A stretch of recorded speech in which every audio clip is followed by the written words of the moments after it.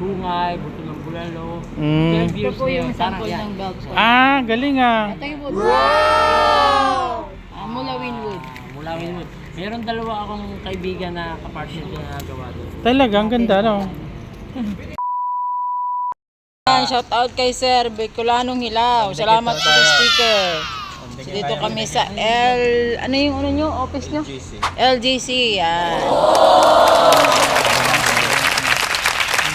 Yan, Stickers makakarating niya. to sa ibang lugar. Thank you, Sir. Thank you din. So, yun na nga guys, nandito tayo kay kila kuya, sa kay ate. Ano ba pangalan nila, te? Mira. Kaya kuya? Si Jay. Herrera. Ganun ba? So, magkasama po kayo? Legit. Legit. Mga ilang years na ho kayong 25 years na kami. 25 years. Taga saan po sala? Batangas City. Batangas City. Yung originate ko ay Lopez. Quezon. Ang mga descendant ko ay Bicol. Si Mrs. naman ay... Antiki ako pero lumaki kaming Laguna. Antiki? Laguna kami na. Aklan. Aklan. Laguna. Doon kayo nagana sa Laguna. Bali, ano po yung work nila sa until now?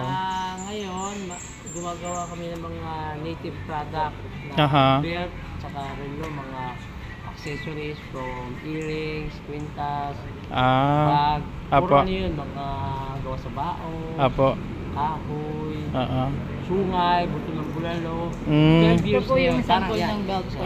Galing ah. Ito yung wood belt. Ito yung mula Winwood. Mula Winwood. Meron dalawa akong kaibigan na kapartner ko na nagawa doon. Talagang ganda, no? Suot natin para In-order nila. pero Wow. ito eh. Sa inyo po, sa lugar niyo po sa Laguna? Sa Marinduque. Sa Marinduque. Gawa namin sa Marinduque. Dalawang yung RM na kaibigan namin. Ganda oh. Mga more or less 150 years na itong tao. Talaga? Ito yung mula Winwood. Ito yung bahay ng Ang mga tibay naman. bumagsak na Ang ginagawang poste ko, yung mga malalaki. yung Mga scrap po. isa ito sa product. Ganda naman. Wala na lang dito ay pangalan. Pangalan na lang. Maganda po yan i-promote, sir. Pag uwi ay bibili ako ng laser para malagyan ko. Bali, ilan po ang anak niyo, te? 5. 5. Asan sila? Nasa Marinduque. Marinduque. Iniwan. Okay lang naman sa kanila na Gusto nila nilalakad kami. Ay, ganun ba? Huwag ko gagapang. Bali, po, paano niyo po napag-isipan na maglakad kayo at libutin ang buong Pilipinas? Magandang tanong.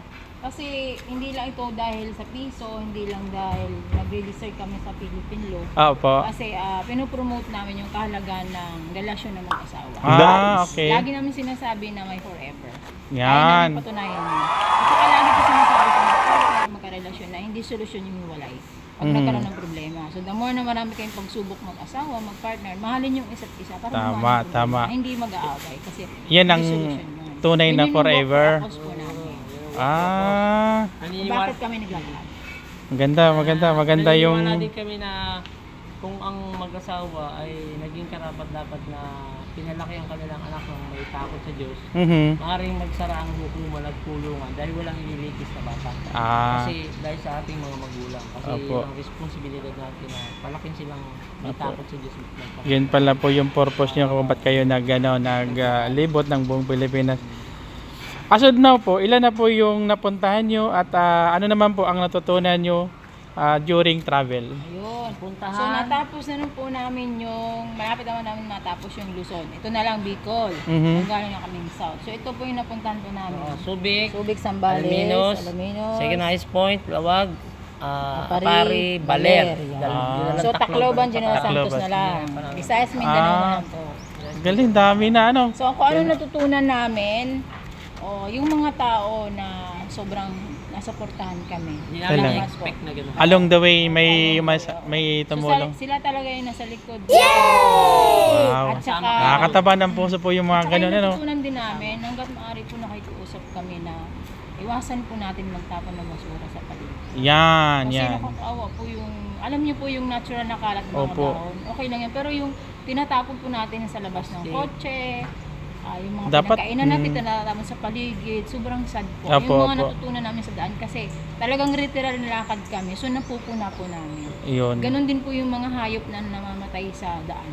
So nakikiusap ako siguro sa mga nakakasakupan na barangay. Hanggat maaari, kuhain at ilibing sila. Deserve din Yan nga nila. po. Hindi yung nasasagasaan sila ng paulit-ulit. Tas hayaan Doon lang. Nabubulok. Oo. Alam mo yung natitiis nila yung amoy na hanggang sa matuyo na. Opo. Yun po kausap namin.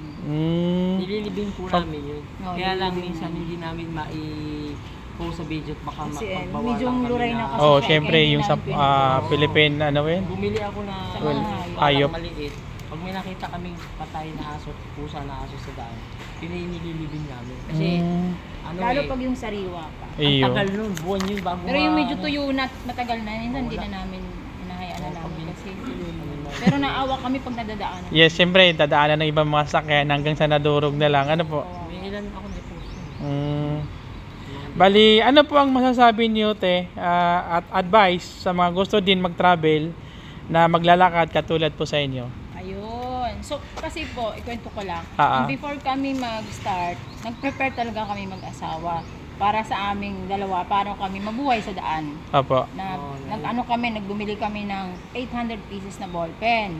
Sa Mhm. Shopee. Kasi yun po yung time na first day namin, tinitrade namin. Opo. Halimbawa kayo, sir, may tindahan kayo. Ay, sir, ito pong ballpen, kami pala po yung mag-asawa na ikot sa buong Pilipinas Ah. sa pamagitan lang ng paglalakad. Lalakad. So, ayos lang po ba kung iti-trade namin tong ballpen na ito, any amount po na pwede makatulong sa aming paglalakbay. Aha. So, binabayaran nila ng 20, 50, 100, Talaga, minsan talaga. pinapakain nila kami. So, ibig sabihin, self-reliance kami sa daan talaga. Pero Opo. hindi namin na-expect na along the way na may mga taong tumutulong sa amin. Kasama sila sir nga dito. Opo, opo. So, sobrang nagpapasalamat. Boss namin yun, boss namin. Maraming ganun. Oo. And then yun, gumagawa din kami ng yung battery, nagpapalit kami habang sa daan para meron kaming income. Iyo, opo, opo. Tinuturo namin yung self-reliance kasi bilang bilang mga tao, kailangan huwag tayong umasa sa iba. Yung Opo. binigyan tayo ng Diyos ng Lakas, talent, ng kumpletong na mabuhay tayo ng ayon sa ating skill or talent na binigay sa atin. Kaya Tama. meron Opo. kaming ballpen, meron kaming paperclip, Paperclip. meron battery. Trade namin. Yun naman paperclip, pwede namin i-trade yun. At meron din kaming igasa. Actually yung igasa. Ano igasa? additional- Yung gas assistant. Gas assistant. May Ah. tumulong din sa amin. Talaga? Meron isang CEO na tumulong sa amin na gawin kaming agent Opo. para i-promote or kasi maganda yung product nila. Opo. Ito sir, sa kabila. Ito sir, ano nyo na. Kasi ang igasa, kaya namin, ito yung tulong talaga sa mga tao. Okay. Ito po, Gas assistant. Igasa sa system. 10 years na po siya nag-i-exist. 40,000 na higit ng member sa Ilocos originate General na Assistance original, Services ano. Association Ngayon, sir, Incorporated. paano nakakatulong ito sa tao? Kasi yung pong 1,450 lifetime membership na. Opo. Wala nang monthly. Kaya ito po isang source of income din namin na kapag sila ay sumali, meron kaming 160 sa isang application. So yan yung mga source of income namin So, habang kami nasa daan. salamat po sa binigay na talent ng Diyos sa amin. Opo. Especially yung mga tulong ng mga tao, bonus na yung ni God sa amin. Kasi alam niya na nagbabagi kami sa mga tao.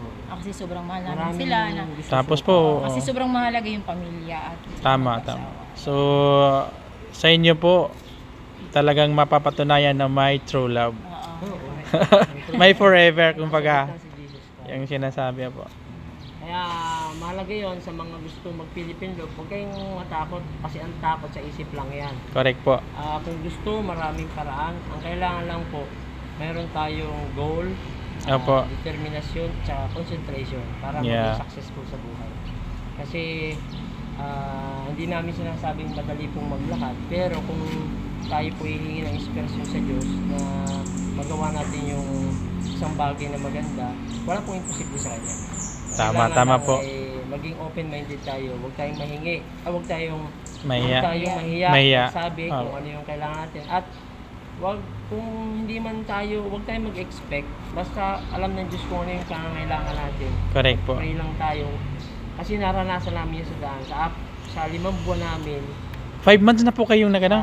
sa daan, hindi kami pinabayaan ng Diyos. Ibig sabihin, kayo ganun din. Kung ano man yung kanyang suliranin sa buhay, may mga gusto kayo, difficulties, lagi tayong magpakumbaba, humihita ng inspirasyon sa Diyos para magawa natin yung mga bagay na kagustuhan niya. Yan, napaka-inspire naman po. Idadagdag ko lang po, nakikiusap po sa mga tao, yung hindi gumagawa ng mabuti.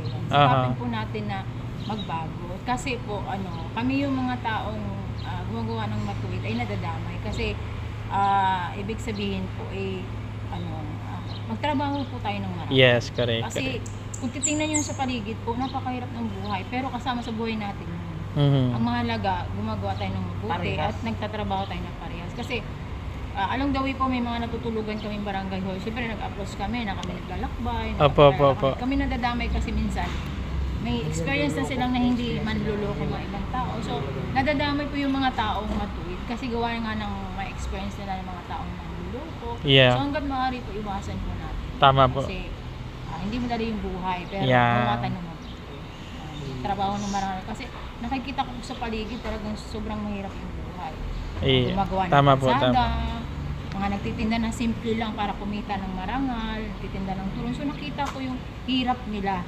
Nagtatrabaho ng patas pero sinusuportahan pa rin kami. Salamat po. So, thank you ate, na napaka-inspire naman po kuya yung inyong tawag nito, ginagawa. Napaka-inspire. Siyempre naglalakad sa buong Pilipinas, no? So, Yes, sir. thank you. Shoutout kay Sir Bicolano, panoorin niyo po siya. Thank you. Ingat po kayo palagi ate kuya ha. God bless po. Okay, bye-bye. Ingat kayo kuya ha. Wala na kayong naiwan doon? Okay na? Sige, thank you.